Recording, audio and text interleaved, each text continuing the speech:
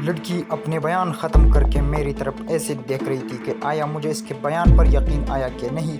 इधर मैं खुद इनके सवालों को तैयार कर रहा था जो हनूज तशना जवाब थे। मेरे पास वक्त बहुत कम था और मुझे यकीन था कि इस भारतीय जासूस की हिफाजत के लिए इर्द गिर्द लोग ज़रूर मौजूद हो गए। मुझे सूरत हाल इतनी गंभीर होने और बदलने का कतई कोई एहसास न था। भारत की एक मुकम्मल तरबियाता जासूस लड़कियों रस्सियों में जकड़ी मेरे सामने थी, इसलिए अपने मुतल्लिक़ जो इनके शापात किए थे इनके मुताबिक कोई मामूल गुरूर न था। अगर खुदा न खास्ता ये पाकिस्तान पहुँचने में कामयाब हो जाते तो बहुत कुछ उलट पुलट सकते थे। मेरी ज़िंदगी में पहला मौका था कि किसी औरत जासूस से तफ्तीश करूँ। मुझे मर्द और औरतों के दरमियान जो एक फितरी हद होती है उसे भी अबूर नहीं करना था। चूँकि अचानक और गैर मुतवक्की ऐसा हुआ था, इसलिए इस लड़की और इसके साथी जो अगर मिल जाए तो उनसे पूछ के लिए कोई सवाल भी तरतीब नहीं दे पाया था। इसलिए मैं खुद घबरा रहा था। एक जैकेट पार्ट मेरे सामने थी जिसके वसूल के लिए मुझे निहायत मुनासिब प्लानिंग की ज़रूरत थी। इस ग्रुप का लीडर और दूसरी जासूस औरत अभी तक मेरी पहुंच में नहीं थे। वक्त की नज़ाकत को देखते हुए मैंने एक सवालनामा तरतीब दिया और मरियम से कहा हमारे दरमियान टेप रिकॉर्डर नई रेल लगाकर ऑन करके रख दे। मरियम ने मुझे बताया कि इसकी ट्विटर दोपहर 2 बजे खाना खाकर वापस जाती है। मैंने वक्त देखा तो मेरे पास 2 घंटे और 6 मिनट बाकी थे, जिसमें इस लड़की सवाल व जवाब भी करने थे और इसके साथियों तक भी पहुंचना था। अगर इस वाक़े का 23 साल गुजर चुके हैं, फिर भी मैं इस लड़की से मेरे किए गए सवाल और इन जवाब कायरीन तक पहुंचाने की कोशिश करता हूँ। सवाल डीएमआई के हेडक्वार्टर कहाँ वाक़ है? जवाब नई दिल्ली में। सवाल तुम्हें तरबियत देने वाले का नाम और रैंक क्या थे? जवाब सही नाम हो तो नहीं बताते, बस कैप्टन का असल नाम मालूम है, कैप्टन मल्होत्रा। सवाल यहाँ तुम्हारे ग्रुप में कितने अपराध है? इसके नाम और एड्रेस बताओ। इसका जवाब देने में लड़के जज की तो मैंने इशारा किया। चिंदूस ने एक हाथ से इसका कान पकड़ा और दूसरे हाथ से इस तरह सीधा किया और मेरा दूसरा इशारा मिलने पर इसने कान काट देना था। लड़की चीखी भगवान के लिए मेरा कान न काटना। मैं बताती हूँ, मेरे साथ ये औरत जिसका नाम सईद है वो असल नाम खुशीर है, कश्मीर मस्जिद के साथ ही एक कश्मीर के घर रहती है और मर्द हनुमान डोका एक बिल्डिंग में रहता है। वह एक प्लेट इस भारतीय सफर खाने के लिए लेकर दिया है। हनुमान डोका में विजय कुमार भी रहता है। मैंने जब इस प्लेट की तफसील पूछी तो मालूम हुआ कि विजय कुमार वाला प्लेट ही उसे दिया गया है। सवाल तुम्हारा असली नाम क्या है? जवाब माल सकीना। सवाल तुम्हारे मर्द साथी का असल नाम और खबर नाम क्या? असल नाम तो चमन लाल है और खबर नाम जमशेद है। सीन पाकिस्तान में तुम्हें क्या टारगेट दिए गए थे? मुझे पाकिस्तान में हाई कमान ऑफिसर और सिविल बेवर से पाकिस्तान के इंतहाई खुफिया राज मालूम करने थे। ये तुम कैसे करती? हमें बताया गया इन लोगों तक मैं अपनी जवानी, हुस्न और आला तालीम व तरबियत की वजह से पहुंच सकती हूँ और मतलूबा मालूमात हासिल कर सकती हूँ। सवाल तुम माता हारी के मतलब कुछ जानती हूँ? इसके मतलब बहुत कुछ पढ़ा है और फिल्में भी देखी है। हमें माता हारी को अपना आइडल मानकर काम करने की तरबियत दी गई थी। सवाल माता हारी का अंजाम भी जानती हो? जवाब हाँ। सीन लड़की लेकिन यहाँ तुम अपनी नाक काट जाने की खौफ से अपनी असलियत और सब कुछ बता रही हो। जाए सारे या कुछ ही टारगेट पूरे करने के बाद मुझे मरना होता तो और बात थी, मगर यहाँ तो उड़ने से पहले ही पकड़ी गई हो। सवाल पाकिस्तान में कोई ख़ास टारगेट भी तुम्हें दिया गया था? जवाब जी हाँ। यहाँ पर मानती ने उस अहदेदार का नाम लिया था जो दोनों सियासी पार्टियों का करता धरता था। आजकल इसकी मुतअद्दिद शादियाँ इसकी पहचान बन चुकी है। मुझे बताया गया था कि बहुत आसानी से उसे काबू में ला सकती हूँ। इस पर काबू पाने का मतलब था कि पाकिस्तानी अफवाज और सिविल ब्यूरोक्रेसी में मेरे दाखिले के सारे दरवाजे खुल जाते। सवाल पाकिस्तान पहुंचकर तुम अपनी मालूमात कैसे पाकिस्तान फॉरवर्ड करती? क्या कोई ट्रांसमीटर साथ लाए हो? जवाब मुझे और कुशील को अपनी मालूमात अपने ग्रुप लीडर को देने के आर्डर थे और वो इलेक्ट्रॉनिक्स के माहिर ट्रांसमीटर भी उसने पाकिस्तान जाकर बनाना था। सवाल ट्रांसमीटर के अलावा और कोई जरिया? जवाब मुकर्रर वक्त पर भारतीय कुरियर का ग्रुप वक्त पर डाक लाने और ले जाने का इंतजाम भी था। सवाल पाकिस्तान में तुम्हारे हमदर्द और ज़रूरत पड़ने पर तुम्हारी माली और दीगर ज़रूरत पड़ने पूरी करने वाले का नाम बताओ। जवाब एक नहीं 20 नाम है, लेकिन इनका इल्म बस ग्रुप लीडर को है। पाकिस्तान में तुम्हारे मिशन का टाइम कितना है? मेरा दूसरा सवाल, जबकि दूसरों का मैं नहीं जानती। मेरा 2 साल था, जबकि दूसरों का मैं नहीं जानती।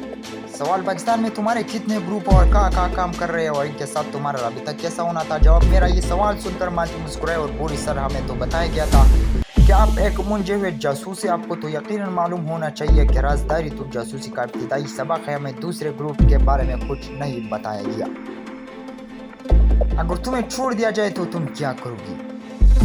میں نے اپنی جان کی خوب سے نہ صرف اپنے متعلق بلکہ اپنے گروپ کے متعلق بھی سب کچھ بتا دیا ہے۔ آپ یقیناً ان کو بھی جانیں گے۔ ڈھیمائی کو جب پتہ چلے گا تو وہ مجھے یا تو مار ڈالے گا یا پھر اذیتیں دے کر ایک لمبی عمر کے لیے قید کر دیں گے۔ اگر آپ مجھے چھوڑ بھی دے تو واپس بھارت جانا میرے لیے ناممکن ہے۔ پاسپورٹ میرے پاس نہیں کہ کسی اور ملک چلی جاؤ۔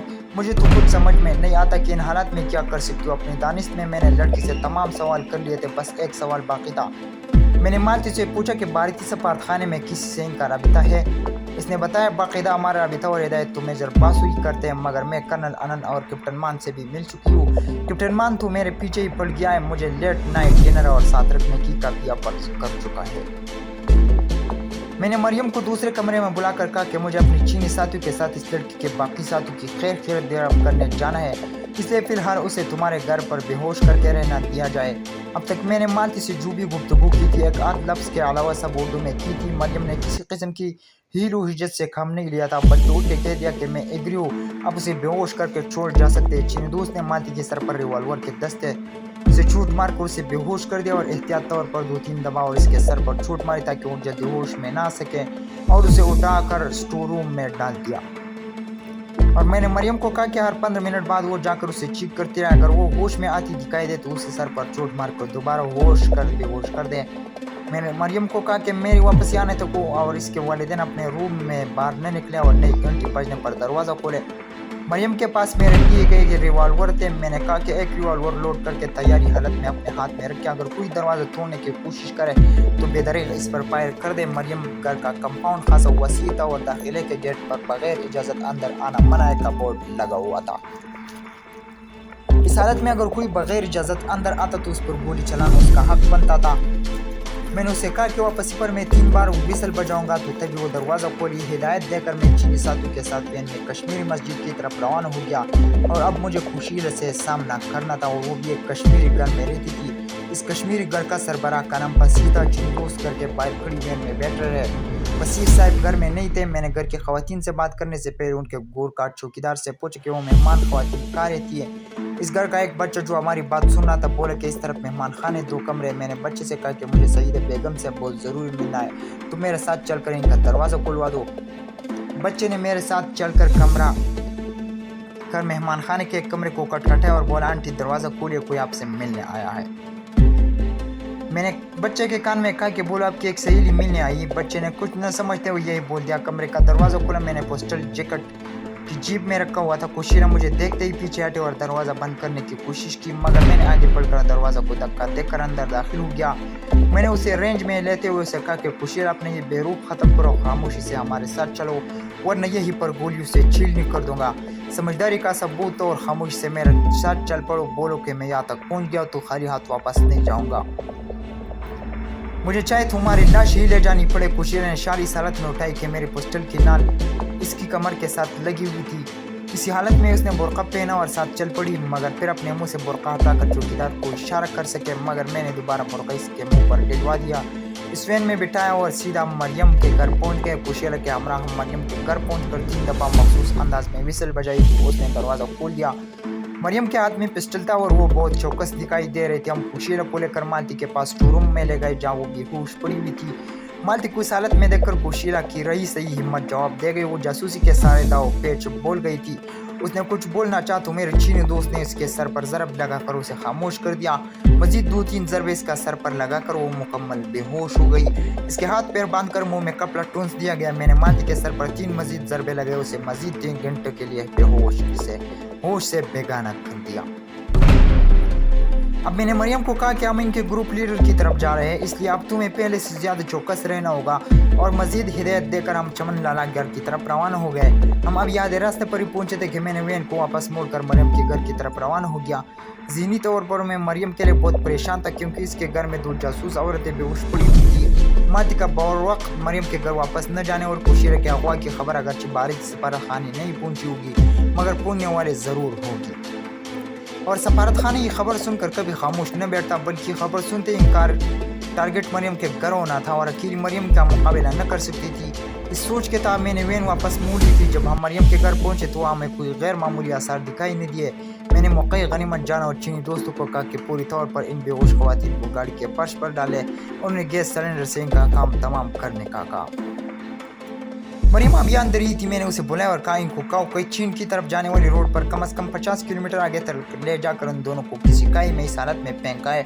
मैंने मरियम से सब समझा दिया। इसके बाद मरियम ने उनको अंदर भेज दिया और चीनी दोस्त को पहले पेट्रोल वाली कैन पकड़कर फिर ढक्कन समेत इनके ऊपर डेमी पेट्रोल चढ़ गया और फिर उन्हें लाइटर जलाकर आग लगाने का समझाया तो समझ गए। इसके बाद वो वैन में बैठे और चीन से रवाना हो गए। मरियम ने मुझसे पूछा कि क्या तूने औरत को जलाने के लिए पेट्रोल का एक कैन काफ़ी होगा। तो मैंने पूछा तुम्हें कैसे पता चला। तो वो बोली कि आप इशारों में उन्हें समझा रहे थे।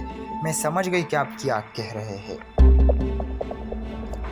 4 घंटे बाद चीनी दोस्त वापस आए और कहा कि सब काम ओके कर आए। इनके चेहरों पर तकन के आसार साफ नजर आ रहे थे।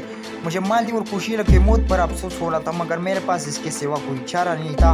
पाकिस्तान दुश्मनी वो खुद इस आग में कूदे थे और मेरे पाकिस्तान के खिलाफ जासूसी करने वाला मर्द हो या औरत दोनों बराबर थे। मरियम ने दोनों को खाना खिलाया और मैंने मरियम से कहा कि हालत ऐसे बढ़ चुके हैं कि इनका तीनों कुछ छुट्टी अब खत्म। उन्हें 24 घंटे होशियार रहना होगा।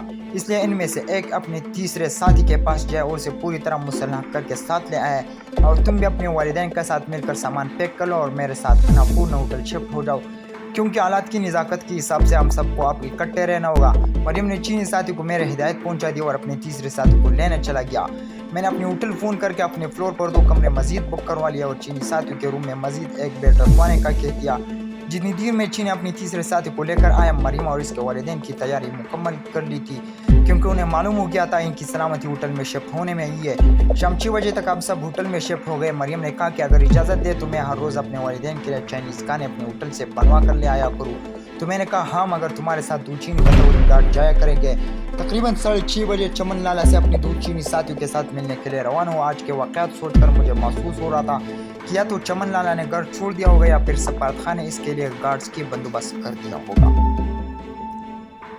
चमन लाला के घर से ज़रा फासिले पर मैंने एक बिल्डिंग के पास ऐसी जगह वैन रुकी जहाँ वो की गाड़ियाँ खड़ी थी। सूरज गरूब हो चुका था और स्ट्रीट लाइट जल रही थी। हमें इस बिल्डिंग के बिल्कुल सामने पहुंच गए जहाँ विजय कुमार की फ्लैट में चमन लाला रहता था। नीचे एक रक्षा खड़ा था। मैं इसे फ्लैटों में जाने से घबराता था क्योंकि जब हम विजय कुमार को ख़त्म करने आए थे तो ऊपर और नीचे आने जाने के टाइम मुख्तलिफ फ्लैटों के दरवाजे खुले और बंद हुए थे। यकीनन फ्लैटों में रहने वाले कुछ लोग ने हमें देखा भी होगा। अब फिर हम इस फ्लैट में इस मकसद के लिए जा रहे थे। हमें भी मालूम नहीं था कि वो अपने फ्लैट में मौजूद होगा कि नहीं। अगर वो फ्लैट में हुआ तो किया हुआ अकेला हो गया, इसके साथ गार्ड भी होंगे। इस शोपंज में रहने के बाद मैंने ऊपर जाने का फैसला कर लिया। एक आधो का लोग सड़क पर आ जा रहे थे। मैंने रिक्शा वाले को हाथ से हटाने के लिए पूछा कि यह रिक्शा खाली है तो उसने कहा इसकी सवारी ऊपर सामान लेने गई। चुनाचे में सीढ़ियाँ चढ़ने लगा। अभी हम पहली और दूसरी सीढ़ी के दरमियान पहुंचे थे कि हमें ऊपर से किसी के नीचे आने की आवाज़ सुनाई दी। लकड़ी की सीढ़ियाँ होने की वजह से आवाज़ साफ आ रही थी। इतनी देर में एक शख्स एक बड़ा सा बक्स हाथ में पकड़े नीचे की तरफ उतरती दिखाई दिया। सीढ़ियाँ तंग भी थी। नतीजा कि अब हम में से एक ने रास्ता देना था या इससे वापस जाना था या मुझे नीचे उतरना था। वो बूढ़ा सिपाही दाढ़ी और मूंछ वाला कोई मुस्लिम दिखाई दे रहा था। मैं अभी किसी फैसले पर नहीं पहुंचा था कि उसने ब्रीफकेस छोड़ा और दोबारा ऊपर को दौड़कर सीढ़ियाँ चढ़ने लगा। इस उम्र में इतनी चीज़ें और फिरती देखकर मेरे ज़हन में बिजली सी खूंदी में तेजी के साथ इसके पीछे लगकर मेरे जख्मी होने वाले टांग में दर्द के लिए सी उठी। लेकिन इस दर्द की परवाह न करते हुए मैंने उस दूसरी मंजिल पर पहुंचने से पहले ही जा लिया और इसको टांग से पकड़ लिया। मेरे उसे टांग से पकड़ने की वजह से उमर के बिल सीढ़ियों पर गिरा और गिरने की वजह से 2-3 सीढ़ियाँ नीचे लटक आया। गिरी हुई हालत में इसने सीधा होकर मुझे नीचे धकेलना चाहा लेकिन मैंने इसकी दूसरी टांग भी पकड़ लिया। अब सीढ़ियों पर औंधे मुंह गिरने की वजह से इसके चेहरे से आधी दाढ़ी उतर चुकी थी। इसकी टांगे पकड़ी हुए मैंने खुद को उठा लिया और आगे होकर इसे अपनी तरफ लेट गया कि मेरा चेहरा इसके चेहरे के बिल्कुल सामने आ गया। चीनी दोस्त मेरे पीछे थे। मैं चिल्ला कर कहा और ऊपर अपने नीचे पड़े हुए बूढ़े यानी चमनलाल के दोनों बाजू पिलाकर इस तरह पकड़ लिए कि इसके दोनों हाथ की उंगलियां मेरे उंगली में फंसी हुई थी। मेरे चीनी साथियों में से एक हमें फलांगता हुआ चमनलाला के चेहरे के करीब पहुंच गया। इसने चीनी में मेरे पीछे खड़ी साथी को कुचका। इसके साथी ने मेरे चेहरे और मुंह को सख्ती से बंद कर दिया। दूसरे साथी ने अपने मुंह और नाक को अपनी रुमाल से ढांका और गैस चमनलाल के नथनों में छोड़ दी। मैंने अपना सांस रोक लिया था। चमनलाल पड़पड़ाया और ठंडा हो गया। मेरा मुंह बंद करने वाली साथी ने मुझे 5-6 सीढ़ियाँ नीचे खींचा और मेरे मुंह से रुमाल हटा दिया। गैस छोड़ने वाले चीनी 2-3 सीढ़ी और चला गया था। चीनी साथी ने ये सारा अमल मुझे और खुद को गैस के असर से बचाने के लिए किया था। चमनलाल से हमारी मुठभेड़ अचानक और इत्तेफाक क्या हुई थी, इसे इतना अच्छा गेट अप क्या हुआ था, क्या करूँ, मुझे देख कर ऊपर न भागता तो मुझे कभी मालूम न होता कि ये बड़ा मुसलमान के रूप में चमनलाल है। वो मुझे धोखा देने में कामयाब हो चुका था, मगर अपनी बदहवासी की वजह से मारा गया था। मेरा अब और ज्यादा मौत पर हक पर यकीन पुख्ता हो गया था कि जहाँ इंसान की मौत लिखी होगी और वही मरेगा। चमनलाल की मौत इन सीढ़ों पर लिखी थी और यहीं पर मारा गया, वरना अगर इसकी मौत न लिखी होती तो हमारा 1-2 मिनट का वक्त भी हो सकता था। मैंने चमनलाल के चेहरे पर लगी बाकी दाढ़ी को भी हटा दिया। चीनी साथियों ने उसको दोनों तरफ से पकड़कर नीचे लाने लगे। मैंने उसका ब्रीफकेस उठा लिया। नीचे पहुंचकर चीनी साथी इस लाश को लाकर अंधेरी जगह खड़ी हो गए। मैंने रिक्शे वाले को 10 रुपए देकर कहा कि इसकी सवारी अचानक बीमार हो गई, इसलिए तुम चले जाओ, हम इसे लेकर अस्पताल जा रहे हैं। रिक्शे वाले चले गए और मैं तेजी से अपनी वैन लेने चल दिया। मैं वैन लेकर इनके पास पहुंचा तो उन्होंने पिछली सीट पर चमनलाल को लाश को हटाया और खुद उन दोनों की तरफ उसे पकड़कर बैठ गए। मैंने सूटकेस गाड़ी में रखा और एक पेट्रोल पंप से वैन में पेट्रोल भरवाया और साथ एक खाली कैन भी भरवा लिया। इस दौरान चीनी साथियों ने इसकी मुकम्मल तलाशी, इसकी कड़ी भी उतारी और इसकी जीभ से निकला हुआ सामान एक रुमाल में बांध दिया। अब हमारी मंजिल वही जगह थी जहाँ दोनों औरतों की लाश को जलाया गया था। चमनलाल की लाश को भी अनशनाख्त लाशों के पास रखकर खेन से पेट्रोल चढ़क कर आग लगा दी और हम ऊपर सड़क पर आ गए और जब तक आग जलती रहे हम वही खड़े रहे। मैं सोच रहा था कि इनकी लाश को जलाकर हमने इनके अंतिम संस्कार इनके मजहब के मुताबिक कर दिए। वापसी पर हम कश्मीरी पसीश के घर गए और पसीश साहब से मुलाकात हुई तो मैंने उन्हें बताया कि इनकी दोनों मेहमान ख्वातीन मुस्लिम लीग प्रतिद्वंदी थी और भारतीय जासूस थी और अब वो कभी वापस नहीं आएगी, इसलिए आप मुझे इनके कमरे की तलाशी लेने दें और इस मामले में इनकी बेहतरी से मैं क्यों बिल्कुल खामोशी इख्तियार किए रखे, वरना उन्हें नुकसान हो सकता है। वसीम ने कमरे की तलाशी देने से इनकार कर दिया और किसी तौर पर मानने के लिए तैयार न हुआ कि वो दोनों मुसलमान नहीं थी। जब मैंने उसे धमकी दी कि उन्होंने मेरी बात मानी तो उन्हें बहुत नुकसान उठाना पड़ेगा, तो वो मान गया और हमारे साथ इनके कमरे में गया। मेहमान खाने की डुप्लीकेट चाबी इसने घर से मंगवा ली। दोनों कमरे से उनके जाती सामान के अलावा एक छोटा सा पिस्टल और से कुछ गोली और पाकिस्तान में इनके टारगेट बने वाले आला अफसरान के नाम, इनकी तस्वीर, पाकिस्तान में इनकी बही ख्वाबों के नाम, पते और शनाख्ती कोड, लाइटर साइज के कमरे, पॉकेट साइज टेप रिकॉर्डर जो यकीनन पाकिस्तानी अफसरान को ब्लैकमेल करने के लिए इस्तेमाल होने थे। और सबसे खतरनाक 2 लंबे मसनूई नाखून थे जो उनकी सोसाइटी की खवातीन यूज करती है। इस वक्त तो हमने इनका सामान इनके ही एक सूटकेस में डाला और पसीर को धमकी दी कि अगर कोई इनके मुताबिक पूछे तो बताने की वो वकील के मुताबिक बाहर गई हुई है और अभी वापस नहीं लूटी और किसी को इसके सामान या हमारे बारे नहीं बताना, वरना बहुत बुरा होगा। मेरे साथियों ने दोनों सूटकेस गाड़ी में रखे और मैं चलते हुए फिर पसीरों को कई औरतों के हकीकत के बारे में हम तीनों को अलावा अच्छा होते आप है जो जानते हैं। अगर किसी पार्टी को इसकी खबर हुई तो फिर आपने और अपने एलखाने की कब्र एडवांस में खुदवा लेना। मेरे मतलब तुम बखूबी जान गए हो कि मुझे अपने वतन के दुश्मनों को ख़त्म करने में ज़रा भी झिझक नहीं आती। 2-3 रोज़ बाद इनका सामान उठवा कर अपने गोदाम में रखवा लेना। अगर भारतीय सफारत खाने वाली औरतों के मुतल्लक पूछने आए तो वही जवाब देना जो मैंने तुम्हें पहले बताया है। अगर वो सामान मांगे तो उन्हें कहना कि ये सामान माजर मुस्लिम खवातीन का है। अगर वो 2-4 रोज़ तक न आए तो ये सामान पाकिस्तानी सफारत खाने के हवाले कर दिया जाएगा और वो धमकी दे तो पुलिस को बनवाने पसी। एक कारोबारी शख्स था, मेरी बातें सुनकर वो डर गया। इसने मेरे कहने के मुताबिक हर बार कहने और करने का वादा कर लिया। मैंने एक ही दिन में ये सारा मिशन मुकम्मल कर लिया था। अब मुझे सिर्फ भारतीय सफारत खाने के लिए रद्द-ए-अमल का इंतज़ार था और मुझे अपनी हिफाजती इंतजाम सख्त करने थे। हमें होटल पहुँचते खासी देर हो गई थी।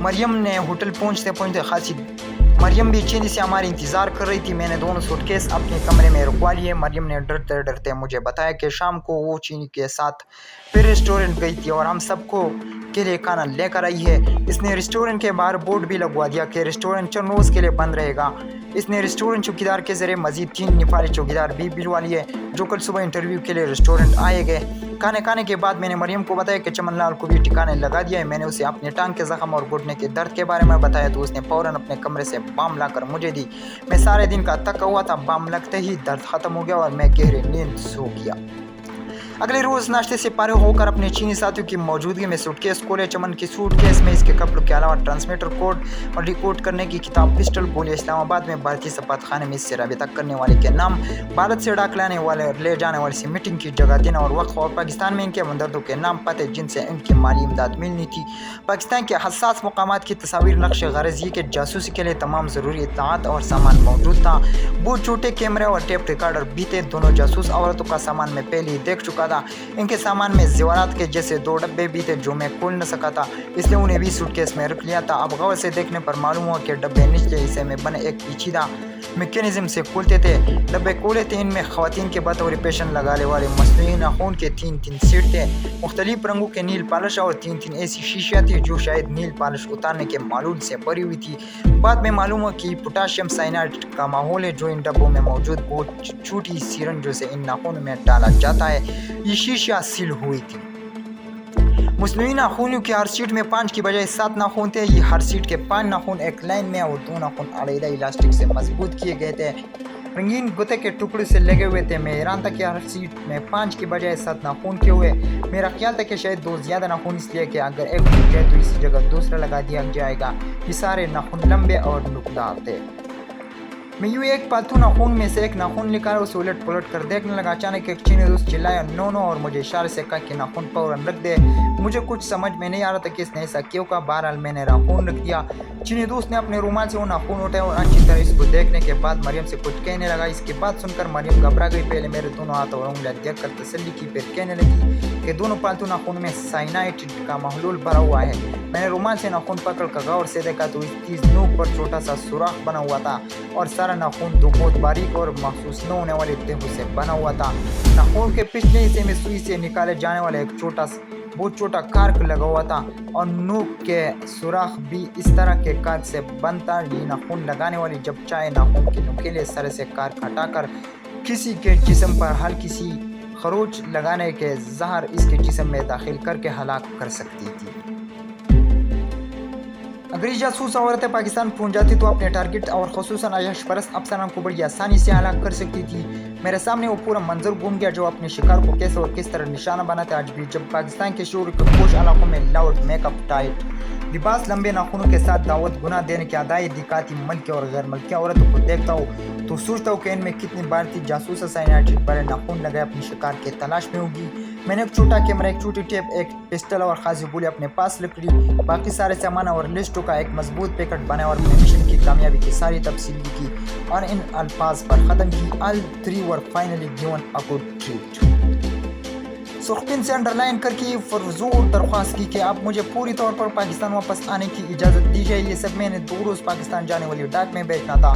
आज ही माजरू की फ़्लाइट ने पाकिस्तान में भी जाना था। हालांकि पेश नज़र मैंने मरियम और 2 चीनी दोस्तों को होटल छोड़कर तीसरे चीनी साथी को साथ लिया और एयरपोर्ट चला गया। वहाँ माजरू की अलविदा करके बाद फिर वापस आ गया।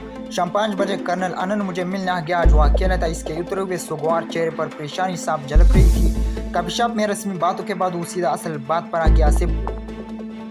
साहब हम हार गए और जीत आपकी हुई। कर्नल ने सिर झुकाते हुए कहा। अगरचे मैं इसका मतलब अच्छी तरह समझ गया था लेकिन मैंने अनजान बनते हुए कहा कर्नल साहब कौन सी जीत और कौन सी हार।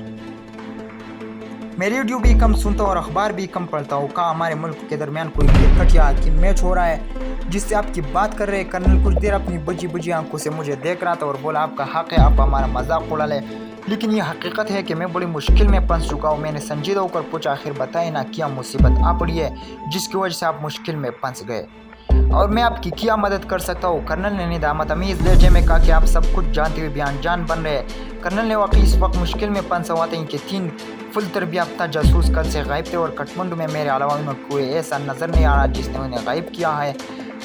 कर्नल मुझसे इनके बारे में पूछने आया था लेकिन पूछते हुए से बड़ी निदामत हो रही थी। तो दोस्तों आज के लिए यही काफ़ी है। मिलते हैं बहुत जल्द इंशाल्लाह अगले किस्से के साथ। अपने भी ख्याल रखिएगा और हमारा इस चैनल का भी ख्याल रखिएगा। अपने दोस्त असद को इजाज़त दीजिए। शुक्रिया, वस्सलाम।